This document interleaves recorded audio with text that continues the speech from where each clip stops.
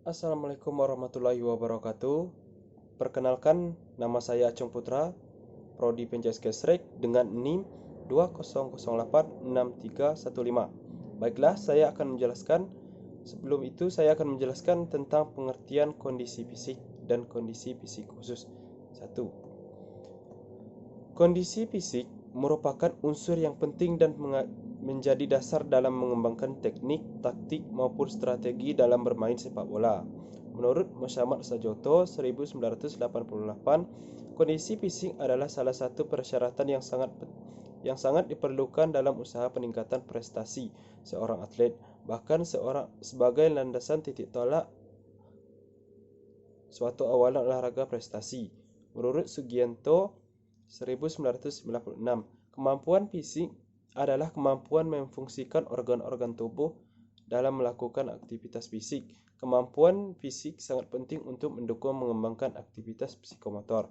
Gerakan yang terampil dapat dilakukan apabila kemampuan fisiknya memadai.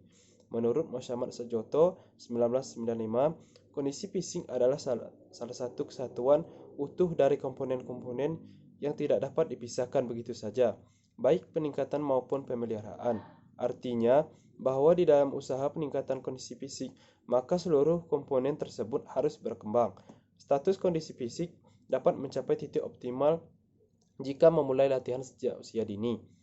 Dilakukan secara terus-menerus, berkelanjutan, dengan berpedoman pada prinsip-prinsip dasar latihan.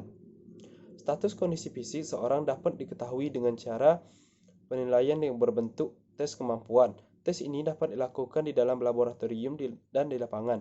Meskipun tes yang dilakukan di laboratorium memerlukan alat-alat yang mahal, tetapi kedua tes tersebut hendaknya dilakukan agar hasil penilaian benar-benar objektif. Kondisi fisik dapat mencapai titik optimal jika latihan memulai sejak usia dini dan dilakukan secara terus-menerus, karena untuk mengembangkan kondisi fisik bukan merupakan pekerjaan yang mudah, harus mempunyai pelatih fisik yang mempunyai kualifikasi tertentu sehingga mampu membina perkembangan fisik secara menyeluruh tanpa menimbulkan efek yang di kemudian hari.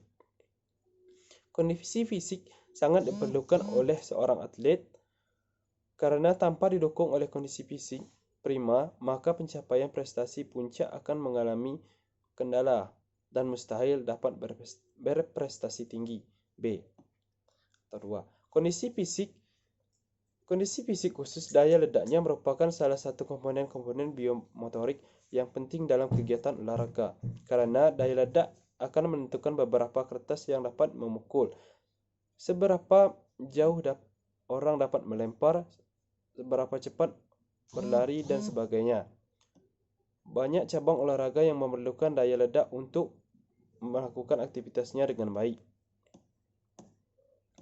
Daya ledak otot tangan.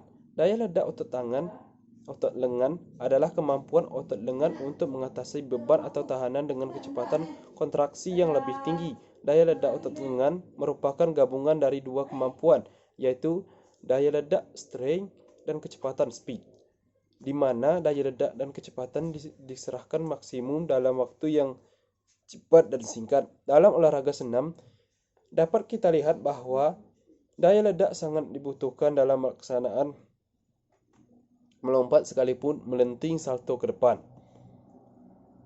seperti pelaksanaan melenting ke depan.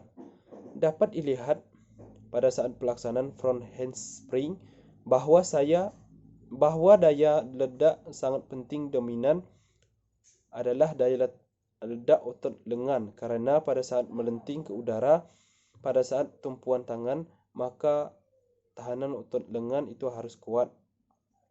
Selanjutnya, dorongan dengan tumpuan tangan itu langsung dengan cepat atau berkontraksi melakukan dorongan tangan. Otot lengan merupakan otot kerangka bagian atas. Otot kerangka merupakan kontraksi hanya apabila mendapatkan rangsangan. Rangsangan diterima oleh syaraf eferen, kemudian dilanjutkan syaraf pusat. Dari syaraf eferen, memicu atau memerintahkan otot untuk bekerja sesuai dengan terjemahan pesan yang diterimanya. Dengan kemampuan otot atau sekelompok otot Untuk menahan atau menerima beban sewaktu bekerja, gerakan otot lengan diatur oleh syaraf pusat atau otak. Dengan kata lain, gerak lengan merupakan gerak yang disadari menurut kehendak kita, sehingga otot lengan disebut juga sebagai otot sadar.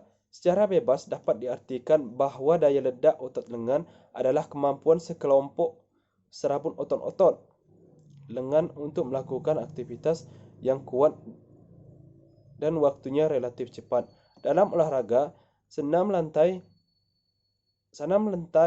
otot lengan banyak terlibat, yaitu melakukan gerakan yang dengan memerlukan tolakan yang berkontraksinya otot tersebut adalah atas perintah dari tolak melalui syaraf-syaraf menghubungkannya. Otot akan mengatur impuls tenaga yang dibutuhkan oleh otot lengan untuk melakukan gerakan-gerakan tersebut. Daya ledak otot tungkai. Daya ledak otot tungkai dapat didefinisikan sebagai suatu kemampuan dari kelompok otot untuk menghasilkan kerja yang sangat cepat. Daya otot tungkai adalah kemampuan otot untuk mengatasi beban atau tahanan dengan kecepatan kontraksi yang sangat tinggi.